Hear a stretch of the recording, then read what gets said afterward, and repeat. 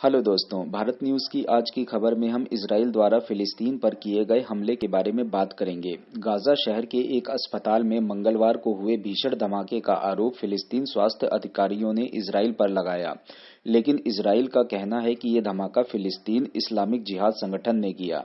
ये हमास के बाद गाजा का दूसरा सबसे बड़ा चरमपंथी संगठन है। ये संगठन किसी भी तरह की शांति वार्ता की कोशिशों को खारिज करता है। 1981 में फतही अल-शिक्काकी ने इसका गठन किया था। वैसे तो ये संगठन हमास का प्रतिद्वंदी है, लेकिन अतीत में इसने हमास के साथ मिलकर भी इजराइल पर कई हमले किए हैं। ये कहानी उस संगठन के बारे में है जिसका नाम बुधवार से दुनिया भर की खबरों में छाया हुआ है। फिलिस्तीनी इस्लामिक जिहाद यानी पीआईजे। ये चरमपंथी गुट अपने बेहद कट्टरपंथी रुख के लिए जाना जाता है। गाजा के साथ साथ फिलिस्तीनी इस्लामिक जिहाद की उपस्थिति वेस्ट बैंक में भी है। फिलिस्तीनी इस्लामिक जिहाद वो संगठन है जो किसी भी तरह की राजनीतिक शांति वार्ता पर यकीन ही नहीं करता और इजराइल पर सैन्य जीत को ही अपना उद्देश्य मानता है।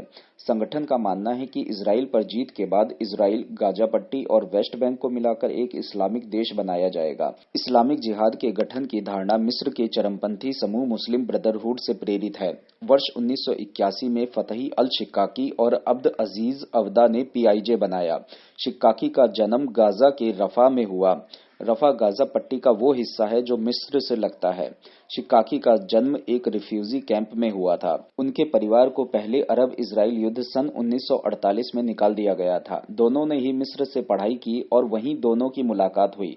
द इकोनॉमिस्ट की रिपोर्ट के मुताबिक 1980 के दशक के दौरान पीआईजे छोटी छोटी बिखरी हुई सैन्य टुकड़ियों का एक नेटवर्क था, जिसमें कुल मिलाकर केवल कुछ सौ सदस्य थे। लेकिन 1988 में इजरायली अधिकारियों ने शिक्काकी को लेबनान से निर्वासित कर दिया, जहां बाद में पीआईजे के अन्य लोग भी निर्वासित किए गए।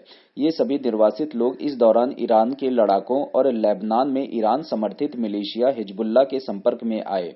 पीआईजे के सदस्यों ने हिजबुल्लाह से ट्रेनिंग लेना शुरू कर दिया और फिर एक मजबूत आर्मी समूह अल कुद्स ब्रिगेड की स्थापना की। पीआईजे ने इजराइल पर कई बार हमले किए और इसकी जिम्मेदारी ली, लेकिन इसका सबसे बड़ा हमला रहा 1995 का, जब इसके हमले में 21 इजरायली सैनिक और एक नागरिक की मौत हुई।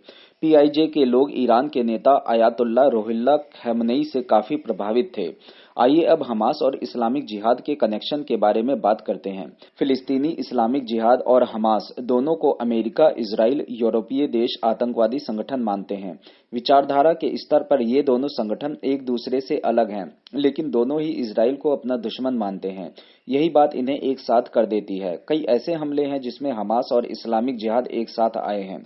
हमास की तरह फिलिस्तीनी इस्लामिक जिहाद की कोई राजनीति से जुड़ी शाखा नहीं है। ये सिर्फ और सिर्फ हथियारों के इस्तेमाल वाला संगठन है।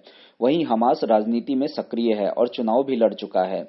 साल 2006 में हमास ने कब्जे वाले फिलिस्तीनी इलाकों में चुनाव जीता था।